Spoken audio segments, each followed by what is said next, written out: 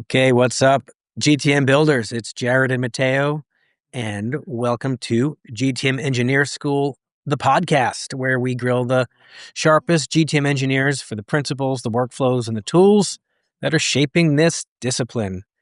Today, we're going to be hanging out with Patrick Spychalski, co-founder of the Kiln, which is a skunkworks collective of GTM experts, data scientists, and lots of former Clay employees that turns messy RevOps data into revenue engines for SaaS teams.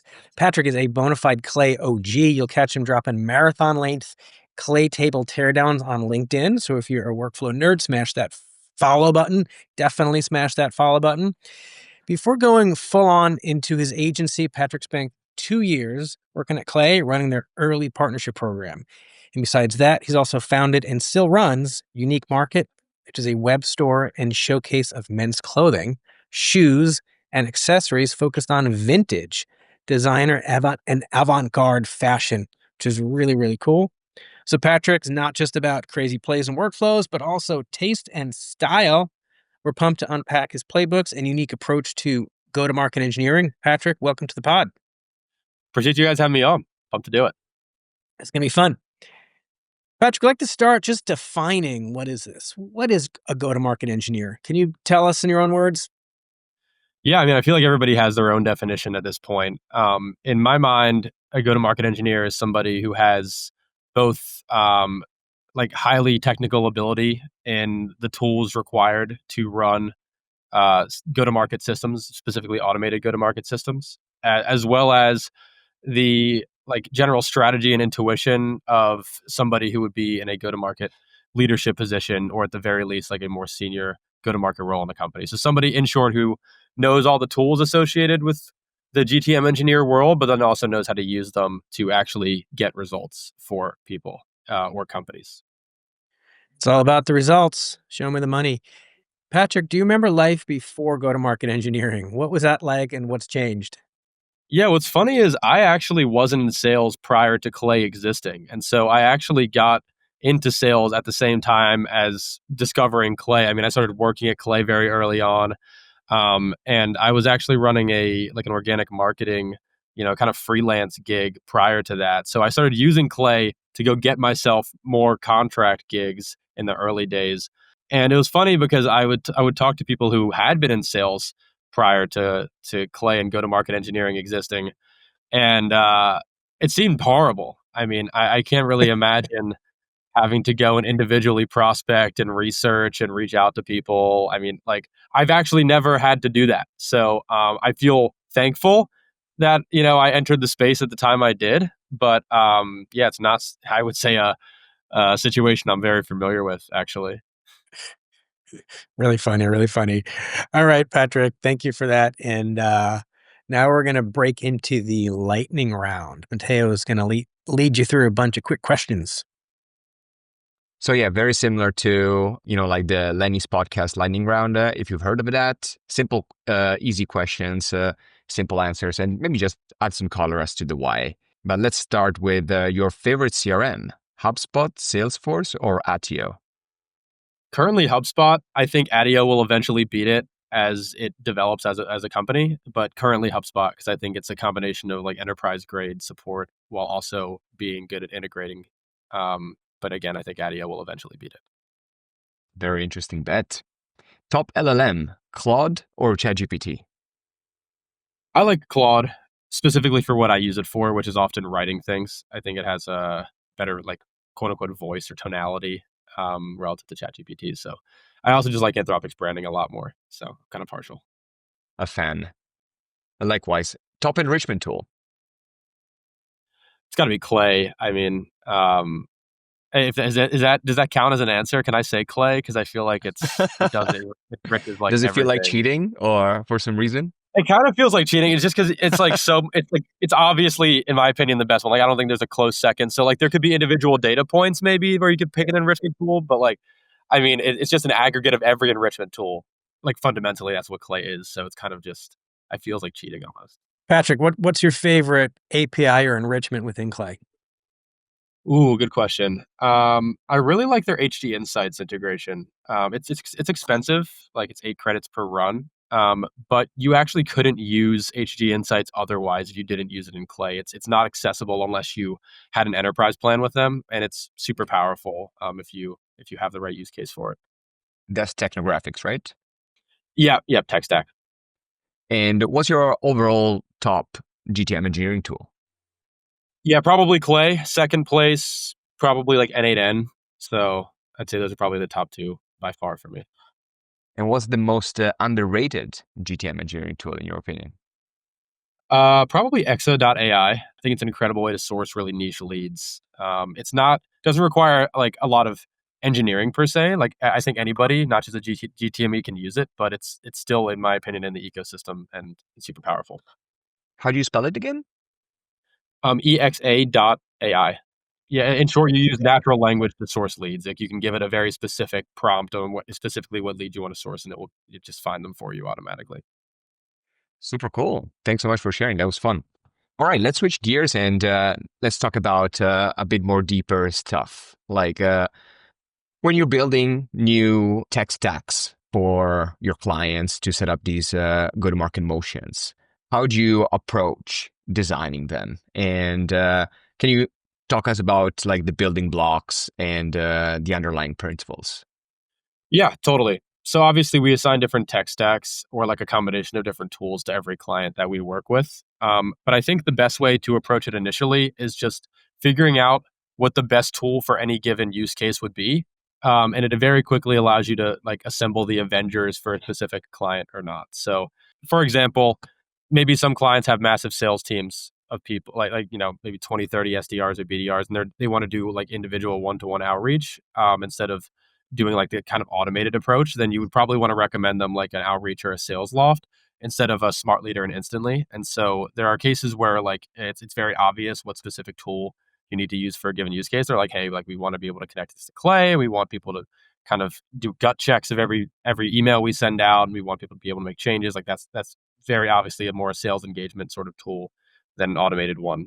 So I think it's worth finding the best in class for every tool. Of course, that takes a fair amount of time to do, and really can only be solved via experimentation. But after you have the like long list of best in class tools out there, I think from there it's pretty easy to assemble a list of them. So that from there, there's a couple situations in which it might take more nuance to figure out what tool to use. So for example, like should I use Clay or N8N to build this workflow? Like that could be actually a difficult question to answer in some cases. But like for example, I would say if you're running like an enrichment workflow, Clay would be an obvious answer. But if you're doing more of like an AE based, like I want to get a response and like draft a response to that response to this email, like maybe N8N would be a better approach because it's better at encoding AI agents for. So it's tough to answer. I mean, I think it just requires like a fundamental understanding of how these tools work, and then you can then kind of piece together, the web of tools a company should use. I love your approach, and especially, like that you start from, like what's the best tool that you can shop for depending on a use case. But obviously, just to double click on that, it's so hard to know, what's best because there's new tools coming up probably every week or every month. But also, how do you really pinpoint what's the specific use case that you need to solve for and work back the best tool for it? Yeah, totally. And I would also just say, like, if you're not deep in the weeds as a GTM engineer, I would just go ask somebody who probably knows better. Like, it's way easier than going and trying out every tool yourself. There's probably somebody who can answer that objectively for you. Like, have people asking me constantly, just like, what tool should I use for this use case? And I'm like, X tool, and then it probably solved. Like, it probably saved them a fair amount of hours of like, toying around to do that. That's pretty much what we're doing with this podcast anyway. Yeah. So thanks for being so transparent. And let's say like if you could only keep like 3 tools in your GTM stack, what would they be and why? Great question. And I'm gonna sound like a broken record. I think Clay, N8N, and Lovable I would probably pick. I think Clay is incredible for enrichment. N8N can build essentially any workflow, no code. And even if you need to code a little bit, you can incorporate that into your workflow. And Lovable is a great way to visualize these workflows for people to actually use. Like if you can connect the workflows you're building on the back end to like a Lovable built software or dashboard or tool, it can allow you to pretty much make anything. So I think with those three, I honestly could probably do 95% of the work that we do today, if necessary. So you use Lovable for like internal dashboards, and tell me more about that. Yeah, so Lovable, for those who don't know what it is, it's a vibe coding tool that allows you to build websites or dashboards or apps or SaaS products using natural language. And so I think it's most useful for in the GTM engineering context is it allows you to simplify workflows or create an interface for workflows so that people that you're building these workflows for don't have to actually go into the underlying tools. So, for example, you could build a dashboard in Lovable and connect it to SmartLead via their API that allows you to visualize the results of all of your campaigns. Or you could create an enrichment table in Clay. And instead of having somebody have to go into Clay and put a company into the Clay table to run the enrichment, you could have a SaaS product or even just like a small website on top of it that allows sales team members who aren't familiar with Clay to interface with the Clay workflow. And same with N8N. Like if you can connect Lovable and N8N to create like pretty powerful software tools very easily. Like if you can create the workflow on the back end and then connect the two via just like a webhook or an API call, then you essentially have a bona fide SaaS tool. So just webhook, no MCP server needed. Depends on what you're building. If like the SmartLead example I just talked about, you would need an MCP server to do that. But in like the Clay example I gave you, I just built a Lovable project recently that connected back to a Clay table, and all that was required was a webhook that went from Lovable to Clay to feed Clay the data that it needed, and then a get API call from the software, or like a post API call from Clay to send the data back to Lovable. So it didn't require any sort of MCP server. But yeah, again, it depends on how complex the thing is that you're interfacing with. Yeah, great. Patrick, would you walk us through either your favorite go-to-market play you've built, and I may have an idea which one that is, or the most common play that you build when you first start working with a new client? Yeah, so the most common one I would say is probably there's two, and I'll probably talk through both of them because I think it's actually like a dead tie. The first one is like a CRM enrichment and CRM data cleaning plays. The reason this is often the first thing we do for a client is because they might have this laundry list of projects they want us to work on, but ultimately all of them usually route back to a source of truth of some kind. And if their source of truth data isn't good, then the projects we're going to work on, after that would be essentially useless. Like, for example, if you were to build like an inbound lead enrichment thing that routes scores all your inbound leads and then sends it back to your CRM, it's useless, like, because half the leads in your CRM might be scored, the other half might be completely outdated, and then you have this like brick that doesn't actually work.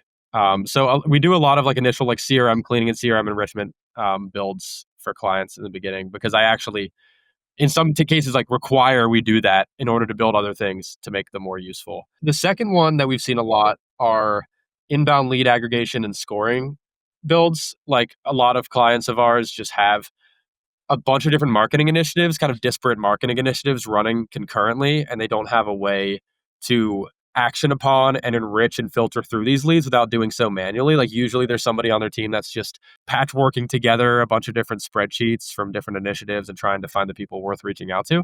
So aggregating those all into kind of a singular Clay table or Clay workbook, and then scoring them, enriching them, and then sending them back to the CRM has been a pretty big value add and like a very low-hanging fruit for most clients that we work with. To answer the favorite workflow question, I don't know what your hunch was, but it was probably right. The Lovable table I built recently, where you could create custom software or custom apps in Clay at scale, was probably, in my opinion, like the most powerful thing I've built.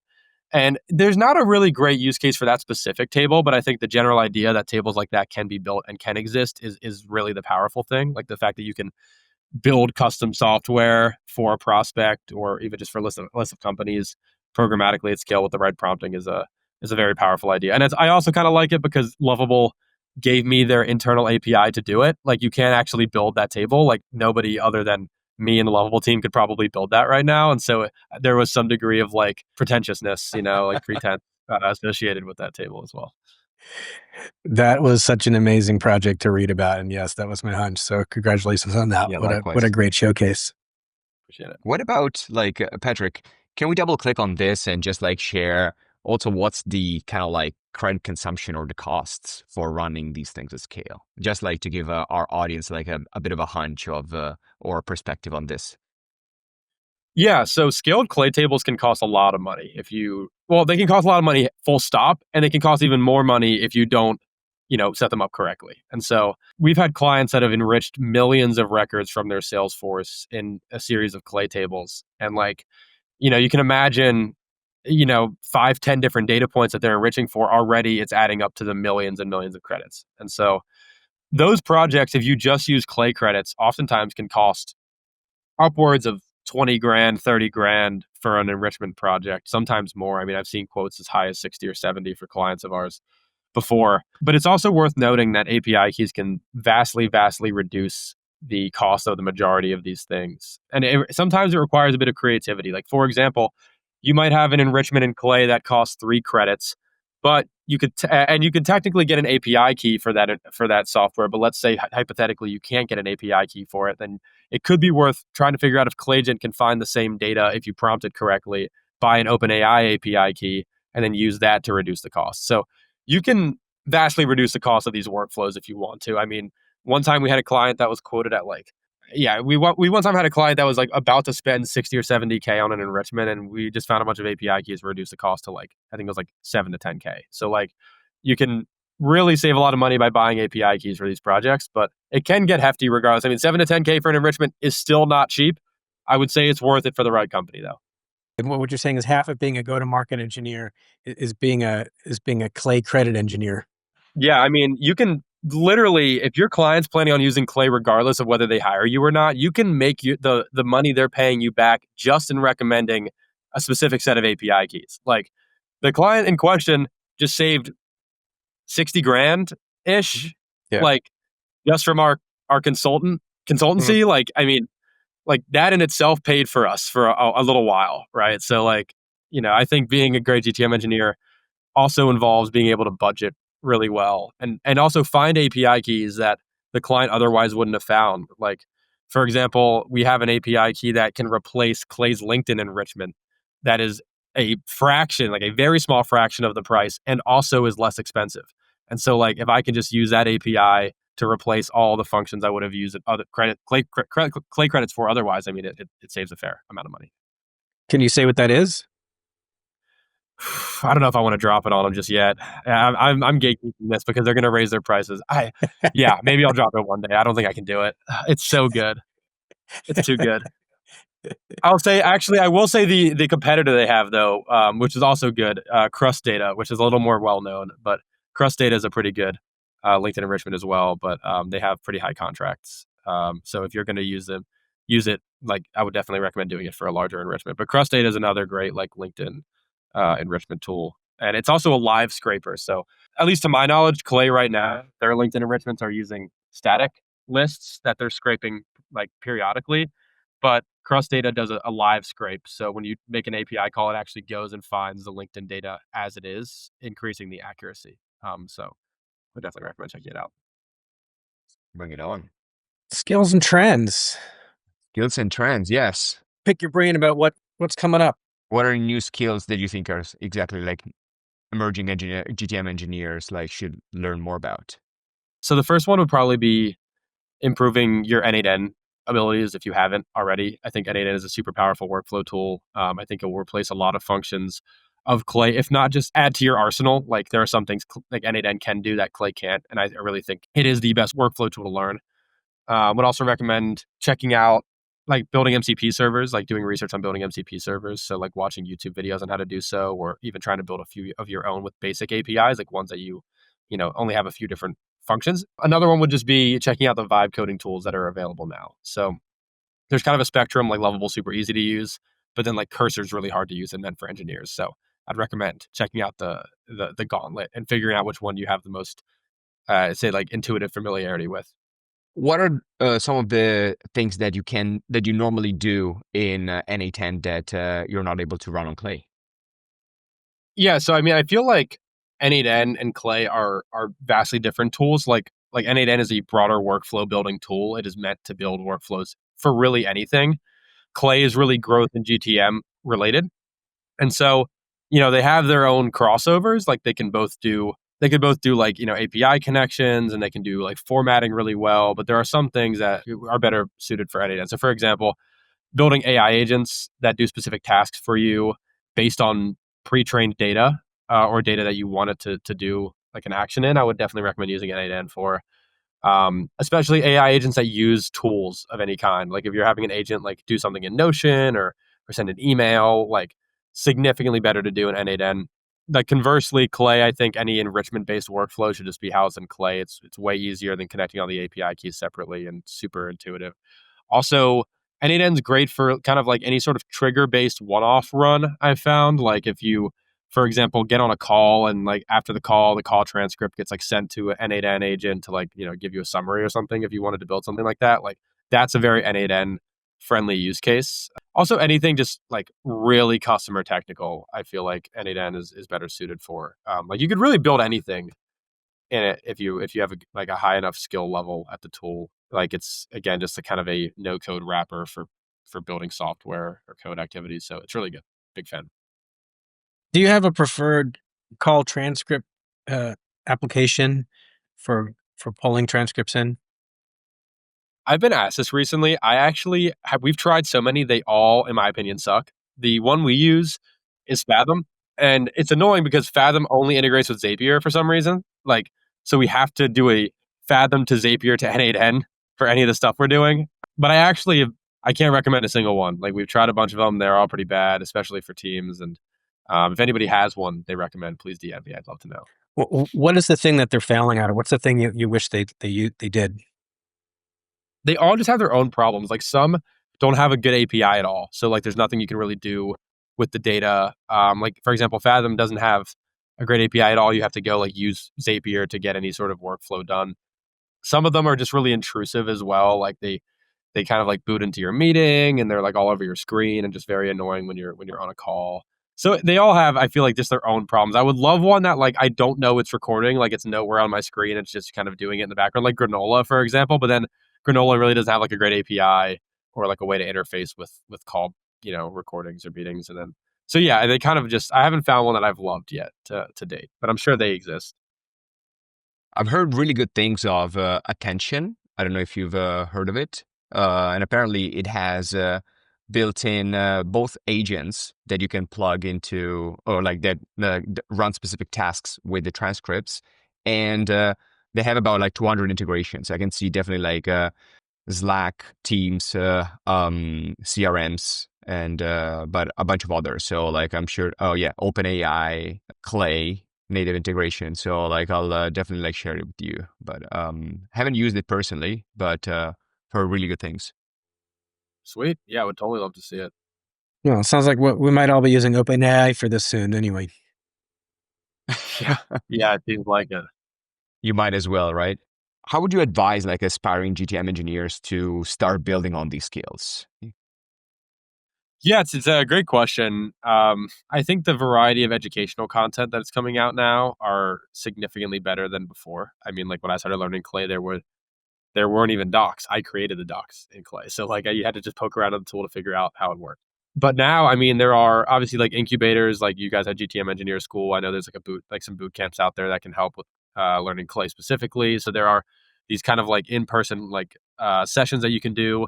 If you don't want to like have to sign up for a course or like pay any money to do so, there are awesome free materials out there as well, like Clay University, Eric Nowoslawski's YouTube channel, Brandon Charleston's YouTube channel is great. So there are, you know, plentiful resources to learn these tools, and they're also no code tools. So they operate in a relatively closed environment. So actually getting like the technical acumen down to use tools like Clay or N8N or Lovable or X or like any of them, it is very possible to get majority of it down pretty quickly. I think the hard part is the subjective strategic side of being a GTME. Very good point. Patrick, leave our listeners with one practical tip that they can implement today. And this is just any tip. Like I can just give any, like it's not GTM engineer Yeah, related. somebody It's just like, they're getting into GTM engineering. They don't have a lot of experience yet. Maybe they've done a couple of projects. Want something that could just up their game. I would recommend if you're a GTM engineer to not get too lost in the sauce of tooling. Ultimately, the only reason anybody wants to use these tools is because they add value to them or their business. Is a lot of fluff out there, and I'm sure I've even supplied some of the fluff of the crazy stuff you can build with these tools. Clients don't pay for crazy; they pay for effective.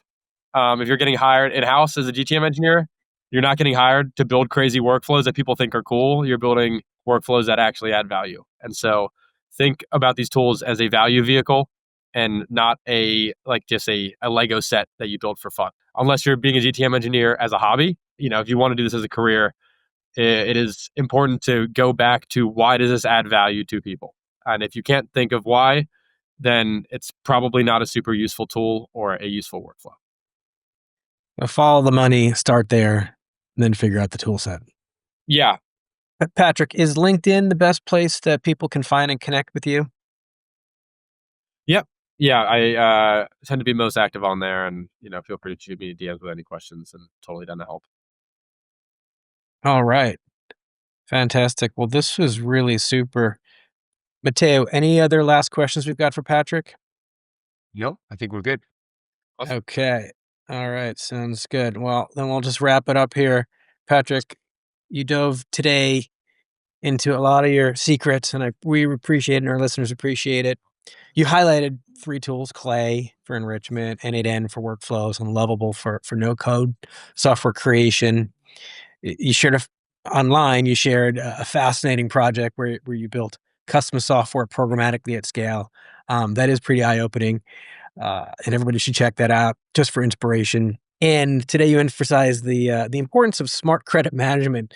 That alone can potentially save your company up to $60K by strategically using API keys. Very valuable stuff. And then, your key advice here, always start by understanding the business issues, where the biggest opportunity is. Don't necessarily start with the tools. Find that specific use case, then find the best-in-class tool. And don't be afraid to ask experts for recommendations. How can I get data for X, Y, and Z use case? I think that was all fantastic stuff, Patrick. So thank you so much for spending a half hour with us. And we want to stay in touch. Of course. Appreciate you guys having me. It was a ton of Thanks so fun. much, Patrick. That was awesome.